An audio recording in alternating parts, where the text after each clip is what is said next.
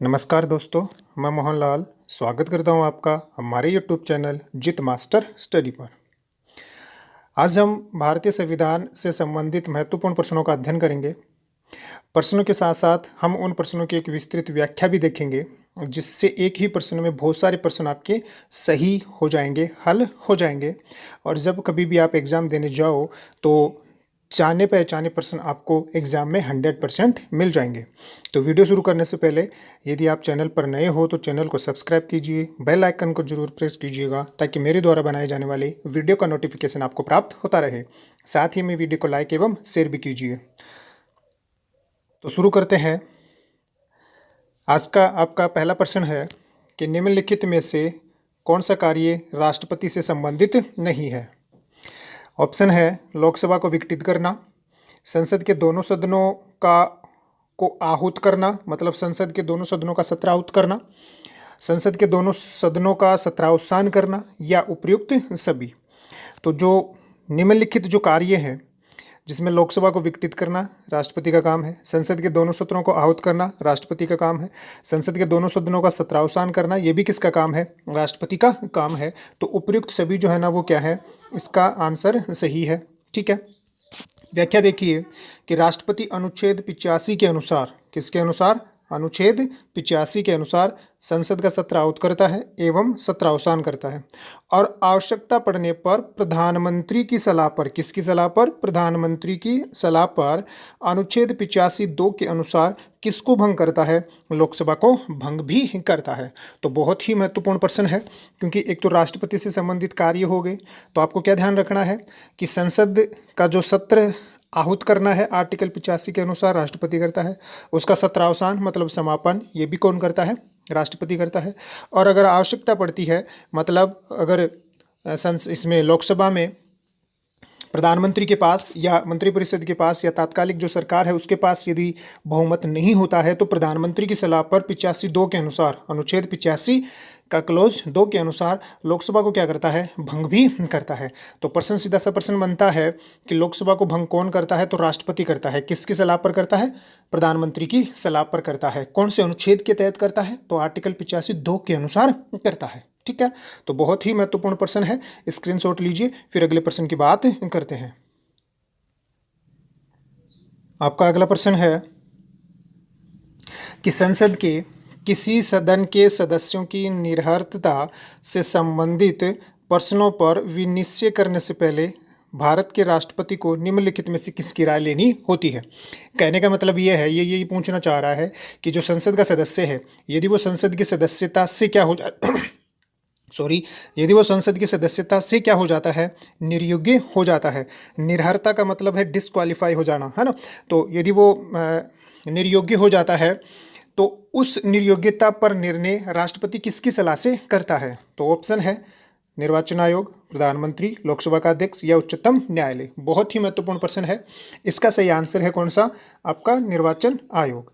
कहने का मतलब क्या हो गया कि राष्ट्रपति संसद के किसी भी सदन की सदस्यता की निर्योग्यता, डिस्क्वालिफिकेशन, निर्योग्यता मतलब डिस्क्वालिफिकेशन का निर्धारण किसकी सलाह पर करता है, निर्वाचन आयोग की सलाह पर करता है। ठीक है, दूसरा, ये काम राष्ट्रपति कौन से अनुच्छेद के तहत करता है, तो व्याख्या देखिए कि अनुच्छेद 103 के अनुसार, किसके अनुसार, अनुच्छेद 103 के अनुसार राष्ट्रपति दल बदल के आधार को छोड़कर, किसको छोड़कर, दल बदल के आधार के अलावा संसद सदस्यों की निर्योग्यता का निर्धारण या निर्हारताओं का निर्धारण निर्वाचन आयोग की सलाह पर करता है। ठीक है ना, बहुत ही ज़्यादा महत्वपूर्ण है। दूसरा, दल बदल के आधार पर यदि संसद का कोई सदस्य संसद की सदस्यता से निर्योग्य हो जाता है तो उसका निर्धारण, यदि वो किसका सदस्य है, लोकसभा का यदि वो सदस्य है तो लोकसभा का क्या करेगा, अध्यक्ष करेगा। और यदि वो राज्यसभा का सदस्य है तो राज्यसभा का सभापति उसका क्या करता है, निर्धारण करता है। ध्यान रख लोगे, स्क्रीनशॉट लीजिए, फिर अगले प्रश्न की बात करते हैं। आपका अगला प्रश्न है कि संसद में राष्ट्रपति के द्वारा कुल कितने सदस्य मनोनीत किए जाते हैं, 12 सदस्य या 14 सदस्य या 10 सदस्य या 2 सदस्य। तो इसका आंसर है, क्योंकि संसद में पहुंच रहा है तो संसद में तो कुल जो सदस्य हैं वो 10+2 है ना, 12+2 मतलब 12 तो राज्यसभा के और 2 किसके, लोकसभा के। तो टोटल कितने सदस्य मनोनीत करता है, 14 सदस्य मनोनीत करता है। ठीक है ना। व्याख्या देखिए कि राष्ट्रपति संसद में कुल 14 सदस्य मनोनीत करता है। अनुच्छेद 331 के अनुसार, किसके अनुसार, अनुच्छेद 331 के अनुसार लोकसभा में 2 सदस्य जो किससे संबंधित हों, आंग्ल भारतीय समुदाय से संबंधित हों, को मनोनीत करता है। और अनुच्छेद 81 के अनुसार राज्यसभा में 12 सदस्य जो कला, विज्ञान, समाज सेवा एवं खेल में क्या होते हैं, ख्याति प्राप्त होते हैं, को क्या करता है, मनोनीत करता है। तो आपको क्या ध्यान रखना था, आपको ये ध्यान रखना था कि संसद में तो कुल सदस्य मनोनीत कर रहा है कितने, 14। राज्यसभा में कितने कर रहा है, राज्यसभा में कर रहा है 12। लोकसभा में कितने कर रहा है, 2 कर रहा है। लोकसभा में जो सदस्य आंग्ल भारतीय समुदाय के मनोनीत करता है वो कौन से अनुच्छेद के तहत, 331 के अनुसार। और राज्यसभा में जो 12 सदस्य मनोनीत करता है जो कला, साहित्य, विज्ञान, समाज सेवा एवं खेल में क्या होते हैं, ख्याति प्राप्त होते हैं, को मनोनीत करता है कौन से अनुच्छेद के अनुसार, 81 के अनुसार। ठीक है। तो बहुत ही महत्वपूर्ण प्रश्न है, ध्यान रखना, स्क्रीनशॉट लो, फिर अगले प्रश्न की बात करते हैं। आपका अगला प्रश्न है कि राज्य के नीति निर्देशक तत्वों को मौलिक अधिकारों की तुलना में वरीयता दी जाएगी, किस संविधान संशोधन अधिनियम के द्वारा यह उपबंध किया गया। कहने का मतलब ये हो गया कि कौन से संविधान संशोधन के द्वारा यह उपबंध किया गया कि नीति निर्देशक तत्वों को मौलिक अधिकारों पर प्राथमिकता दी जाएगी।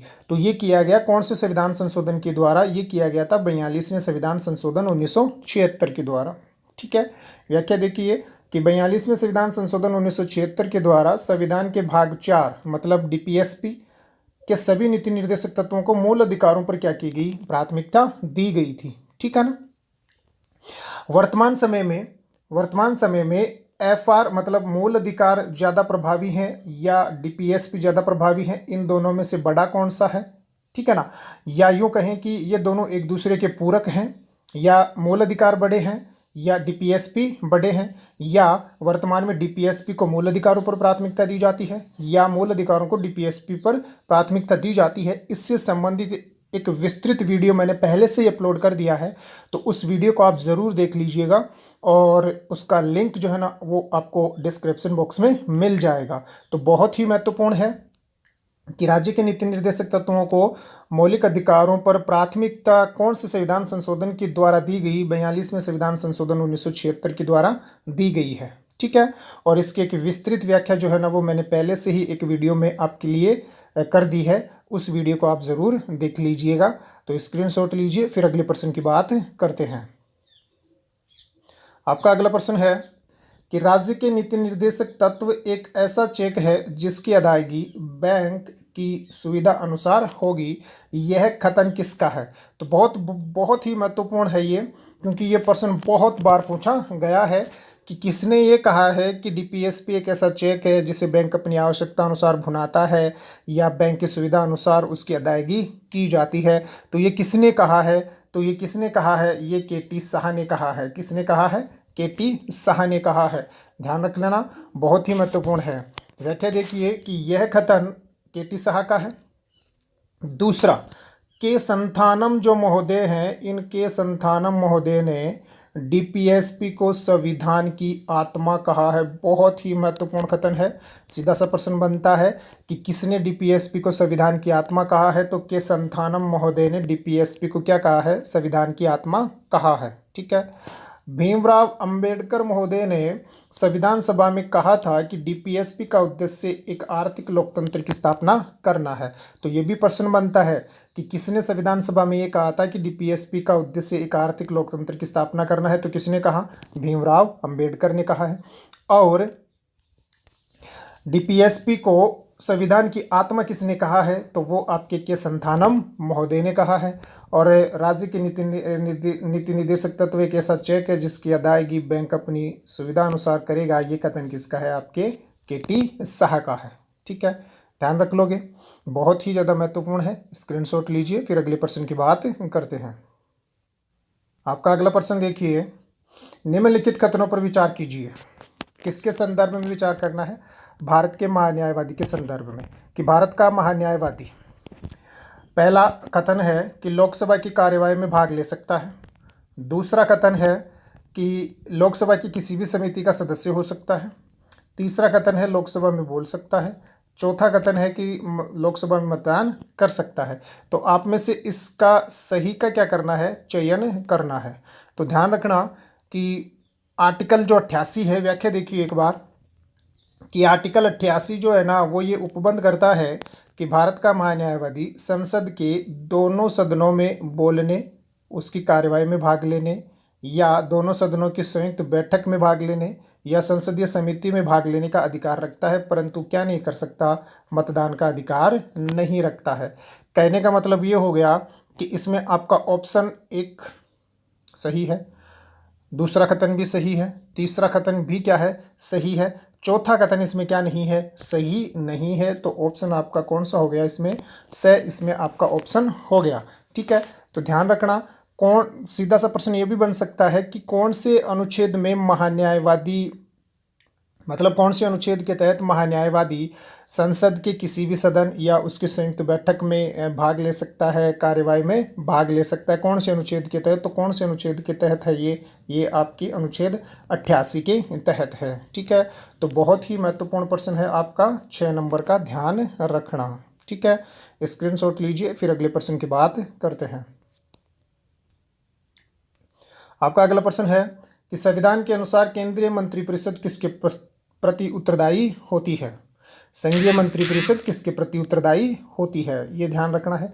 क्या प्रधानमंत्री के प्रति होती है, या राष्ट्रपति, या जनता, या फिर कौन सा, लोकसभा के प्रति। तो ध्यान रखना, संघीय मंत्रिपरिषद जो है ना वो किसके प्रति उत्तरदायी होती है, सामूहिक रूप से लोकसभा, मतलब संसद के निम्न सदन के प्रति उत्तरदायी होती है। ठीक है, व्याख्या देखिए, बहुत ही महत्वपूर्ण है कि संविधान के अनुच्छेद 75(3) के अनुसार, कौन से के अनुसार, 75(3) के अनुसार संघीय मंत्रिपरिषद सामूहिक रूप से संसद के निम्न सदन मतलब लोकसभा के प्रति क्या होती है, उत्तरदायी होती है। ठीक है, दूसरा, मंत्रिपरिषद का सामूहिक उत्तरदायित्व संसदीय लोकतंत्र की एक महत्वपूर्ण क्या मानी जाती है, विशेषता मानी जाती है। या आप यूं भी कह सकते हो कि मंत्रिपरिषद का जो सामूहिक उत्तरदायित्व होता है वो संसदीय लोकतंत्र की एक मूल विशेषता होती है।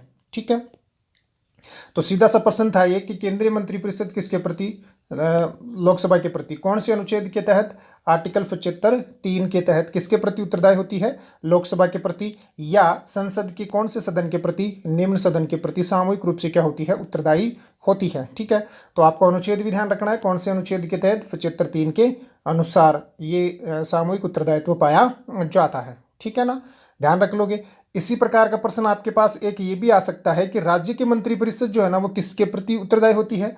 तो यदि राज्य के मंत्री की परिषद की बात करें तो राज्य की जो मंत्रिपरिषद है वो राज्य विधानमंडल जो होता है उस राज्य विधानमंडल के निम्न सदन, और राज्य विधानमंडल का जो निम्न सदन होता है वो कौन सा होता है, आपका विधानसभा होता है, के प्रति क्या होती है, उत्तरदायी होती है। ठीक है ना, तो इस प्रश्न का स्क्रीनशॉट लीजिए, फिर अगले प्रश्न की बात करते हैं।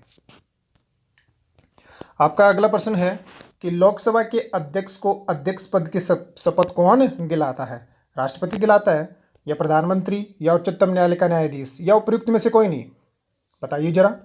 तो इस प्रश्न का आंसर है द, उपयुक्त में से कोई नहीं, क्योंकि लोकसभा का अध्यक्ष एवं उपाध्यक्ष कभी भी लोकसभा के अध्यक्ष एवं उपाध्यक्ष पद की शपथ ग्रहण नहीं करते हैं। वो लोकसभा के सदस्य के रूप में क्या करते हैं, शपथ ग्रहण करते हैं, और वो काम किसका होता है, राष्ट्रपति का, या राष्ट्रपति द्वारा नियुक्त प्रोटेम स्पीकर का होता है। ठीक है ना, ध्यान रख लोगे।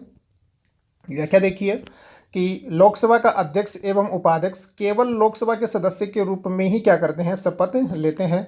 दोनों अध्यक्ष एवं उपाध्यक्ष पद की कभी भी क्या नहीं लेते, शपथ नहीं लेते हैं। तो जोश जोश में इसमें राष्ट्रपति मत करके आना या उच्चतम न्यायालय का न्यायाधीश मत करके आना, इसका सही जो आंसर है वो आपका कौन सा हो जाएगा, इसका सही जो आंसर है वो आपका हो जाएगा कौन सा, उपयुक्त में से कोई नहीं, क्योंकि कभी भी ये क्या नहीं लेते, शपथ नहीं लेते हैं। ठीक है ना। आपका अगला प्रश्न देखिए, लोकसभा का कार्यकाल बहुत ही महत्वपूर्ण है, कथनों पर विचार करना। लोकसभा का कार्यकाल किसी भी परिस्थिति में नहीं बढ़ाया जा सकता। एक बार में 6 महीने के लिए बढ़ाया जा सकता है, आपातकाल की घोषणा के दौरान एक बार में 1 वर्ष तक के लिए बढ़ाया जा सकता है। आपातकाल की घोषणा के दौरान एक बार में 2 वर्ष तक के लिए बढ़ाया जा सकता है।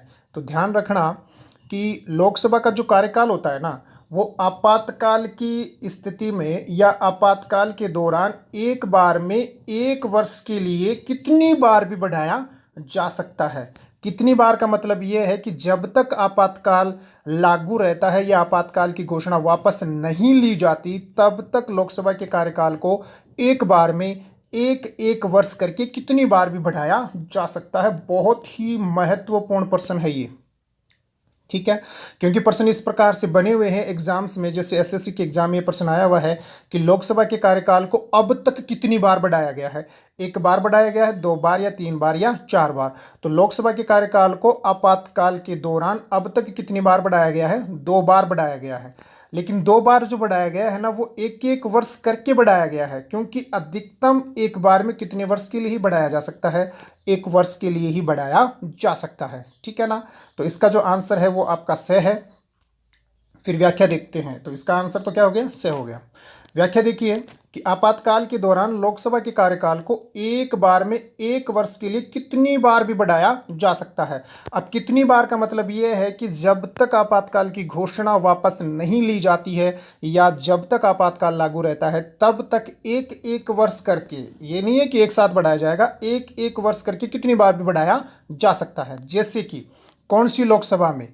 ध्यान से देखिए, जैसे कि पांचवी लोकसभा का जो थी 1971 से 1977 का कार्यकाल आपातकाल के दौरान एक वर्ष करके कितनी बार बढ़ाया गया है? 2 बार बढ़ाया गया है। मतलब अब तक लोकसभा के कार्यकाल को कितनी बार बढ़ाया गया? 2 बार। कौन सी लोकसभा का? पांचवी लोकसभा का कार्यकाल जो थी 1971 से 1977। कब बढ़ाया गया? तो आपातकाल जब लागू था उस दौरान इसको बढ़ाया गया। एक बार में कितने समय के लिए बढ़ाया जा सकता है? 1 वर्ष के लिए बढ़ाया जा सकता है। कितनी बार बढ़ाया जा सकता है? तो कितनी बार भी बढ़ाया जा सकता है, कोई टाइम लिमिट नहीं है। टाइम लिमिट यह है कि जब तक आपातकाल की घोषणा वापस नहीं ली जाती तब तक बढ़ाया जा सकता है, ठीक है। और जैसे ही आपातकाल की घोषणा वापस ले ली जाती है ना, तो उस दौरान कितने माह से ज्यादा के लिए उसका कार्यकाल नहीं बढ़ाया जा सकेगा, यह भी ध्यान रखना। 6 माह से ज्यादा के लिए नहीं बढ़ाया जा सकता है यदि आपातकाल की उद्घोषणा वापस ले ली गई है तो, ठीक है ना। तो ध्यान रखना, बहुत ही ज्यादा महत्वपूर्ण प्रश्न है कौन सा? लोकसभा का कार्यकाल, क्योंकि बहुत सारे प्रश्न जो है ना यहाँ से विभिन्न प्रतियोगी परीक्षाओं में पूछे जा चुके हैं। तो इसका सही आंसर आपका ये हो गया, और बाकी व्याख्या जो है ना वो मैंने आपके लिए कर ही दी है, ठीक है। तो स्क्रीनशॉट लीजिए, फिर अगले प्रश्न की बात करते हैं। आपका अगला प्रश्न देखिए कि उच्चतम न्यायालय में तदर्थ न्यायाधीश मतलब एड हॉक जज की नियुक्ति कौन करता है? तो ये तो सीधा सा प्रश्न है, कौन करता है? राष्ट्रपति करता है क्या? या उच्चतम न्यायालय का मुख्य न्यायाधीश करता है? या राष्ट्रपति की पूर्व अनुमति पर उच्चतम न्यायालय का मुख्य न्यायाधीश करता है? या राष्ट्रपति की पूर्व अनुमति पर प्रधानमंत्री करता है? बहुत ही महत्वपूर्ण प्रश्न है।